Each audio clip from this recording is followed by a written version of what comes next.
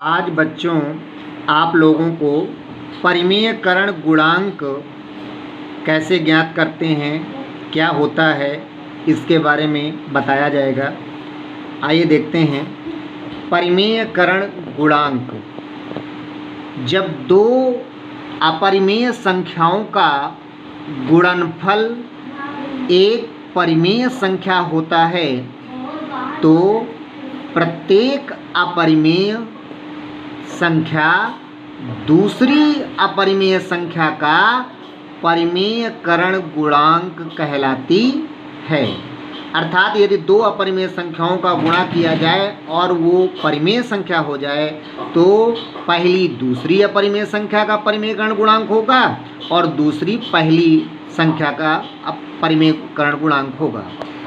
जैसे में यदि a⁴ अर्थात ये a⁴ एक अपरिमेय संख्या है, एक पदीय अपरिमेय संख्या है, तो इसका परिमेयकरण गुणांक a⁴ 1 - 1/n है।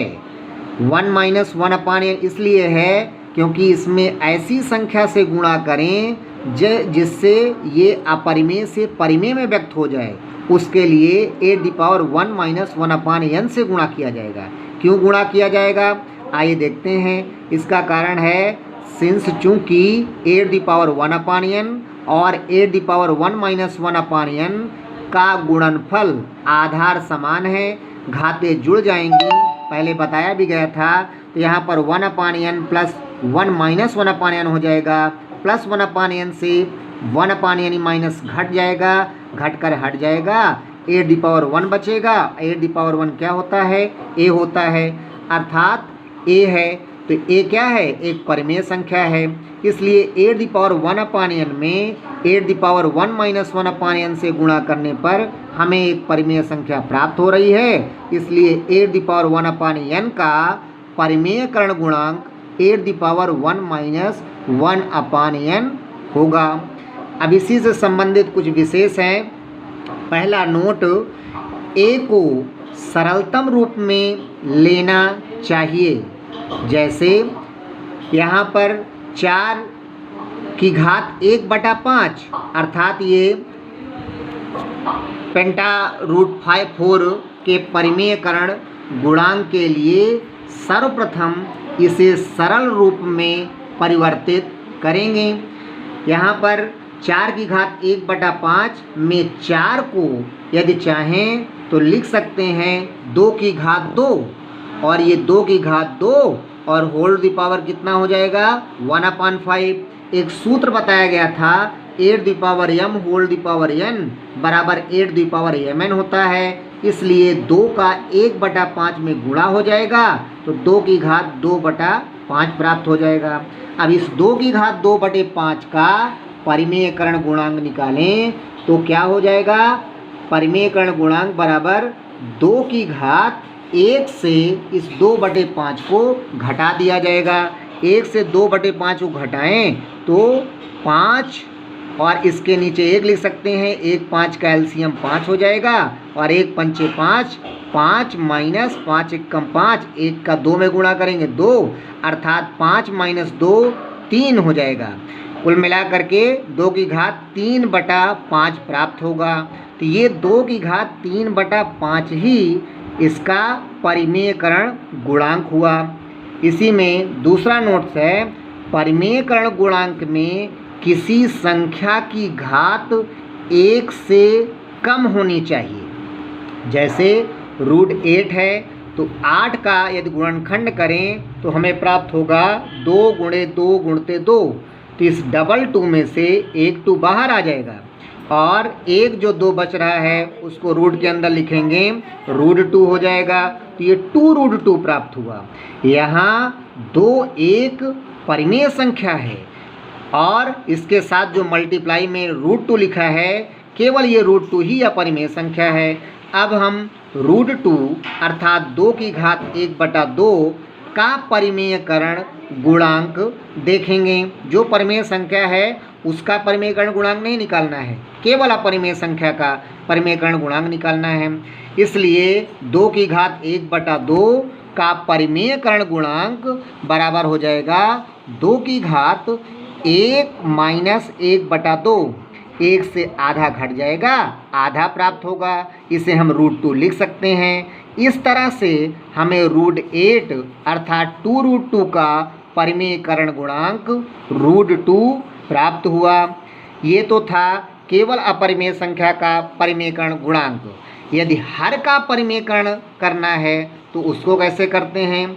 जब किसी व्यंजक के हर में वर्गमूल दिया गया है तथा हर को वर्गमूल से मुक्त बनाना चाहते हैं तो अंश और हर को उसी अपरिमेय संख्या से गुणा कर देते हैं जो परिमेयकरण गुणांक है। अर्थात हर को परिमेय बनाने के लिए जिस अपरिमेय संख्या से गुणा करने पर वो परिमेय बनता है उसी से अंश और हर दोनों में गुणा कर देते हैं और वही उसका परिमेयकरण गुणांक कहलाता है। आइए देखते हैं, जैसे व्यंजक 5/√3 के लिए हर को वर्गमूल से मुक्त बनाने के लिए हम अंश और हर को √3 से गुणा करते हैं, क्योंकि √3 में जब √3 से गुणा करेंगे तो ये रूट से रहित हो जाएगा। तो ये 5/√3 लिखा हुआ है। अब हर में यदि √3 से गुणा कर रहे हैं तो इसको बैलेंस करने के लिए अंश में भी गुणा करेंगे, तो ये 5√3 ही रहेगा। यहाँ √3 × √3 अर्थात ये क्या हो जाएगा? 3 हो जाएगा। तो इसलिए 5/√3 के लिए परिमेयकरण गुणांक क्या हुआ? √3 हो गया। इसी प्रकार व्यंजक 5/3 + √2 के लिए हर को वर्गमूल से मुक्त बनाने के लिए अंश और हर को 3 - √2 अर्थात यहाँ हर में जो चिन्ह रहेगा उस चिन्ह के विपरीत चिन्ह को लेकर के गुणा करेंगे। तो 3 + √2 था, 3 - √2 से गुणा करते हैं। देखते हैं, 5/3 + √2 = 5/3 + √2 × 3 - √2/3 - √2 हर में गुणा किया गया है रूट हटाने के लिए और बैलेंस करने के लिए अंश में भी गुणा किया गया। तो 5 का 3 - √2 में गुणा करेंगे तो 5 × 3 - √2 हुआ। और यहाँ पर हर में a + b a - b लिखा हुआ है। a + b × a - b क्या होता है? a² - b²। तो यहाँ से 3 का स्क्वायर हो जाएगा 9, √2 का स्क्वायर 2 हो जाएगा और अंश में जैसे लिखा हुआ है 5 (3 - √2) वैसे ही लिखा रहेगा। 9 से 2 घटाएंगे 7 प्राप्त होगा। अंश में 5 × 3 - √2 7 हो गया। इस तरह से देखा जाए तो 5/3 + √2 का परिमेयकरण गुणांक 3 - √2 है। अतः हम कह सकते हैं कि 1/√a का परिमेयकरण गुणांक √a अर्थात 1/√a का परिमेयकरण गुणांक क्या हुआ? √a तथा 1/a + √b का परिमेयकरण गुणांक a - √b अर्थात चिन्ह परिवर्तित हो गया हर में जो भी अपरिमेय संख्या दी हुई है।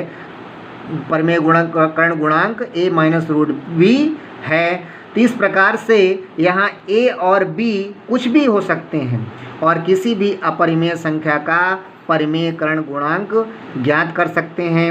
इनसे संबंधित प्रश्न आप लोगों के प्रश्नावली में कुछ दिए हुए हैं, उनको हल कर लीजिएगा। आगे का प्रश्न अगले वीडियो में आप लोगों को बताया जाएगा। आज के लिए यहीं तक।